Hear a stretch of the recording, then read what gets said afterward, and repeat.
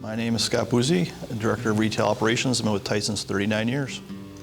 Jeff Vogler, I'm the purchasing manager over hardlines at Theisen's. I've been with the company for 4 years now. Well, we were out at Thunder Hills getting ready for the Loris golf outing, Dan Conley, myself, and Tony, and wondering if we were going to golf or not because the storm looked like it was getting dark and we were watching the radar. Typical Monday morning, going through reports, looking at sales over the weekend, going through some of the initial orders. And sat down, was having a bite to eat, and got a call from Bill Heitzman.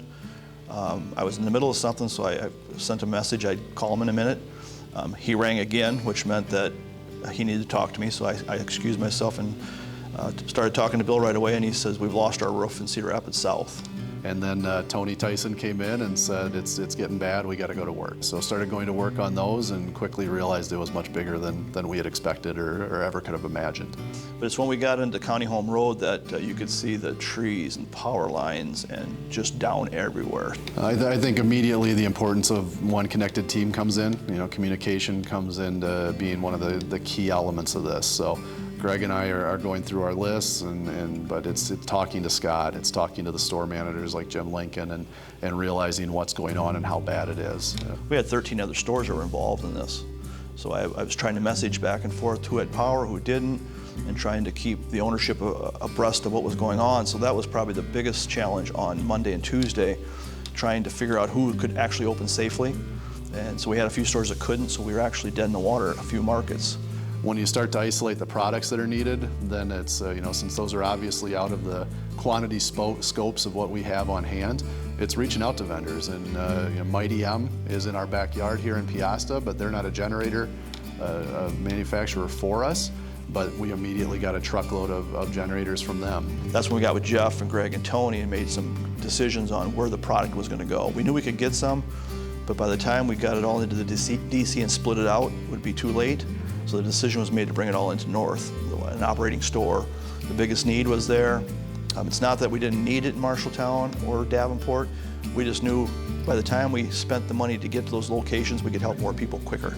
We had phone calls from John at Tipton, called us and said, "I got a guy here in town that can sell us 25 Briggs & Stratton generators. Can I do it?"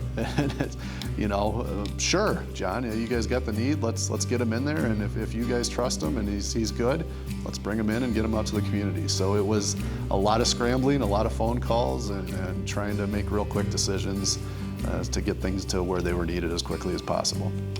So we coordinated truckloads of stuff into the store very quickly. We took stuff from south, since they were closed, over to north and sold it. We're still dealing with those inventory numbers, but we did a lot of quick decision making just to get the product to the right people. Again, it all comes down to communication, right? So working with Robert and Pat and letting those guys know when trucks were coming in, working with Pat on how trucks were going out, how can we reroute things or add a couple pallets to the back of something. So I think there were a couple trucks that went down, and making different routes than were obviously on the schedule. Things were changed up quite a bit, but again, it's that communication of here's what I got coming in, when can you get it out, what do we need to rearrange? So constantly talking to the guys in the warehouse. They did a fabulous job. It flowed really, really well. Couldn't have been happier with the way things went out and the changes that they made to their schedule and their daily routines to make sure that the storm product is number one right now. Everything else is second priority to the stores getting these products that the communities need. I could go to every department and tell you what that person did or that department did for this operation. Might have been small, from entering hours for payroll, for Cindy and Beth. They did that when we asked. To Dee Dee deciding to do receiving for 14 without being asked. To marketing, printing signs for a store that needed them. IT people on site, Mark and Adam.